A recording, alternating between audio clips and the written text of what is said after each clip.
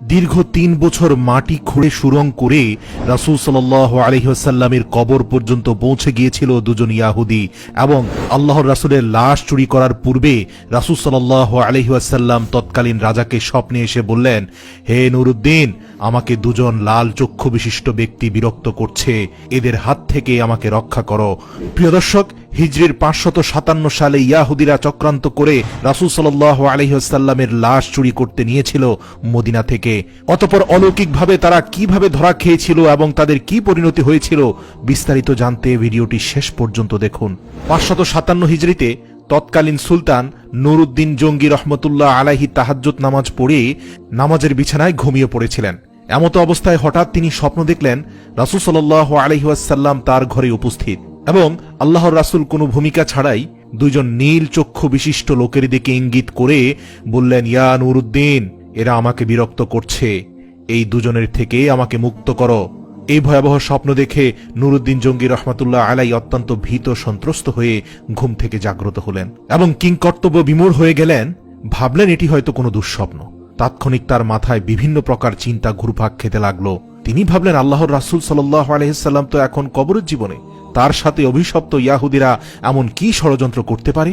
অতঃপর একই স্বপ্ন তিনি বেশ কয়েকবার দেখলেন। কাল বিলম্ব না করে ১৬,০০০ অশ্বারোহী সৈন্য নিয়ে তিনি মদিনার দিকে রওনা দিলেন। সেই দুজন ভয়ঙ্কর নীলচক্ষু বিশিষ্ট ব্যক্তিকে মদিনার অলিতে গলিতে খুঁজতে লাগলেন, কিন্তু তার সৈন্য বাহিনী দীর্ঘ ২ সপ্তাহ ধরে খোঁজার পরেও মদিনাতে সেই দুজন ব্যক্তিকে খুঁজে পেল না, যাদের ব্যাপারে আল্লাহর রাসূল সতর্ক করেছেন। এরপর ১৭তম দিনে তিনি মদিনার চারপাশ সৈন্যবাহিনী দ্বারা ঘেরাও করে ফেললেন এবং আদেশ জারি করে দিলেন, যারা মদিনার বাইরে আছে তারা ভিতরে আসতে পারবে, কিন্তু মদিনা থেকে কোনো লোক বাইরে যেতে পারবে না। নুরুদ্দিন জঙ্গি রহমতুল্লাহ আলাই জুমার খুতবা প্রদান করলেন। ঘোষণা দিলেন, আমি মদিনার মানুষকে দাওয়াত দিয়ে একবেলা খাওয়াতে চাই। আমার অভিলাষ সকলেই যেন এই দাওয়াতে অংশগ্রহণ করে। এটি সুলতানের আদেশ। সুলতান মদিনাবাসীকে আপ্যায়নের জন্য বিশাল আয়োজন করলেন। নির্ধারিত সময়ে খাওয়া দাওয়া শুরু হলো এবং তৃপ্তি সহকারে মদিনার অলিগলির সকল মানুষ এসে খেলেন, কিন্তু সেই দুজন ব্যক্তিকে খুঁজে পাওয়া গেল না। এরপর তিনি বিশ্বস্ত বেশ কয়েকজনকে জিজ্ঞেস করলেন, আচ্ছা, আর কেউ কি অবশিষ্ট আছে যারা এখনো আমার আতিথেয়তা গ্রহণ করেনি?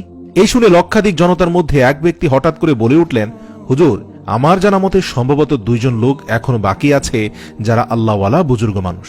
লোকটির বক্তব্য শুনে তিনি কাল বিলম্ব না করে কয়েকজন লোক সহকারে ওই ২ জন লোকের আবাসস্থলে পৌঁছে গেলেন এবং নুরুদ্দিন জঙ্গি রহমতুল্লাহ আলাই ওই ২ জন লোককে দেখে প্রচন্ড চমকে উঠলেন, কারণ এরাই তো সেই ২ জন ব্যক্তি যাদেরকে স্বপ্নে দেখানো হয়েছিল।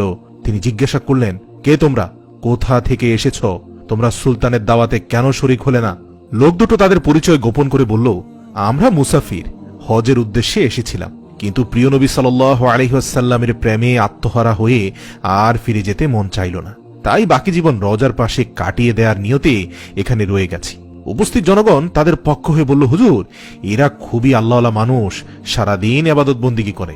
এরপর সুলতান কারো কথায় কান না দিয়ে তাদেরকে সেখানে আটকে রাখার নির্দেশ দিলেন। অতঃপর স্বয়ং তাদের থাকার জায়গায় গিয়ে খুব ভালো করে অনুসন্ধান চালালেন, কিন্তু সেই স্বপ্নের সাথে সম্পর্কিত কোনো কিছু সেখানে পাওয়া গেল না। এখনো রহস্য উদ্ঘাটন করতে না পারায় তিনি সীমাহীন চিন্তিত হয়ে পড়লেন। এক পর্যায়ে নুরুদ্দিন জঙ্গি রহমতুল্লাহ আলাই সেই ঘরের ভিতরে তার সঙ্গীদের বললেন, আচ্ছা, তাদের নামাজের মুসল্লাটি একটু উঠাও তো। সঙ্গীরা নির্দেশ পালন করল।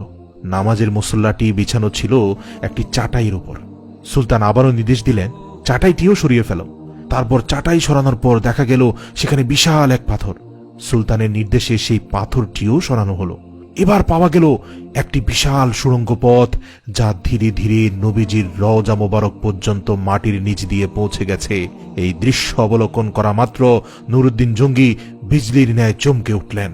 অতঃপর লোক দুটোকে লক্ষ্য করে ক্ষিপ্ত সিংহের ন্যায় ঝাঁঝালো কণ্ঠে গর্জন করে বললেন, তোমরা সত্যি কথা খুলে বলো, নইলে এক্ষুনি তোমাদের মাথা থেকে গর্দান সরিয়ে দেব। বলো তোমরা কে? তোমাদের আসল পরিচয় কি? কেন এখানে এসেছ? সুলতানের কথায় তারা অত্যন্ত ঘাবড়ে গেল। কঠিন বিপদ সামনে দেখে তারা আসল পরিচয় প্রকাশ করল এবং বলল, আমরা ইয়াহুদি।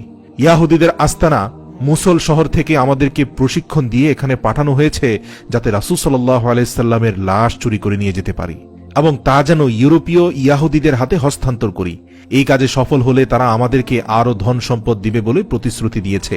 সুলতান বললেন, তোমরা তোমাদের পরিকল্পনা বাস্তবায়নের জন্য কি পদ্ধতি অবলম্বন করেছিলে, কিভাবে তোমরা কাজ করতে? তারা বলল, আমাদের নিয়মিত কাজ ছিল রাত গভীর হলে অল্প পরিমাণ সুড়ঙ্গ খনন করা এবং সাথে ওই মাটিগুলো চামড়ার মজকে ভর্তি করে অতি সন্তর্পণে মদিনার বাইরে ফেলে আসা। আজ দীর্ঘ 3 বছর যাবৎ এই মহাপরিকল্পনা বাস্তবায়নের কাজে আমরা অনবরত ব্যস্ত আছি।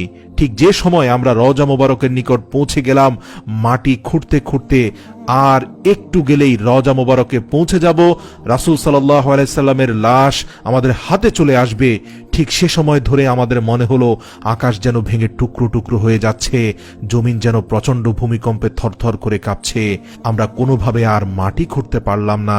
দীর্ঘ 1 বছর মাটি খোঁড়া বন্ধ করে শুধু পরিকল্পনা করছি, কারণ গর্তে প্রবেশ করলেই ভূমিকম্প শুরু হয়ে যায়। তাদের বক্তব্য শুনে সুলতানের চোখ দিয়ে পানি পড়তে থাকলো এবং তার কাছে সবকিছু পরিষ্কার হয়ে গেল। তিনি সেই 2 ইয়াহুদীকে নজিরবিহীন শাস্তির ব্যবস্থা করলেন। একটি বিশাল ময়দানে 20 হাত উঁচু একটি কাঠের মঞ্চ তৈরি করলেন। নির্ধারিত সময়ে লক্ষ লক্ষ লোক উক্ত মাঠে সমাবেত হল। সুলতান নুরউদ্দিন জঙ্গি রহমতুল্লাহ আলাই অপরাধী লোক দুটোকে লোহার শিকল দ্বারা আবদ্ধ করে মঞ্চের উপর বসালেন। তিনি লোকজনদের বিপুল পরিমাণে লাকড়ি সংগ্রহের আদেশ দিলেন। তারপর লক্ষ জনতার সামনে সেই ইয়াহুদী লোক দুটোকে মঞ্চের নিম্নভাগে আগুন লাগিয়ে পুরো ভস্ম করে দিলেন। কোনো কোনো বর্ণনায় আছে সেই আগুন নাকি দীর্ঘ 11 দিন পর্যন্ত জ্বলছিল। অতঃপর বিপুল পরিমাণ অর্থ ব্যয় করে 1000 মণ সীসা গলিয়ে রাসূল সাল্লাল্লাহু আলাইহি ওয়াসাল্লামের রওজা শরীফের চারপাশে মজবুত প্রাচীর নির্মাণ করে দেন, যেন ভবিষ্যতে আর কোনো ইয়াহুদী চক্রান্ত করে নবীজির লাশ চুরি করার দুঃসাহস না দেখাতে পারে। এরপর তিনি রব্বুল আলামিনের দরবারে শুকরিয়া আদায় করলেন এবং তাকে রব্বুল আলামিন এত বড় খেদমতের জন্য কবুল করায় তিনি সপ্তাহব্যাপী আনন্দ অশ্রু বিসর্জন দিয়ে মুনাজাত এবং সিজদায় পড়ে রইলেন। ইতিহাস থেকে পাওয়া যায় যে নুরউদ্দিন জঙ্গি রহমতুল্লাহ আলাই ইন্তেকালের পর ওসিয়ত মোতাবেক তার লাশকে রাসূল সাল্লাল্লাহু আলাইহি সাল্লামের রওজা মোবারকের কাছাকাছি দাফন করা হয়।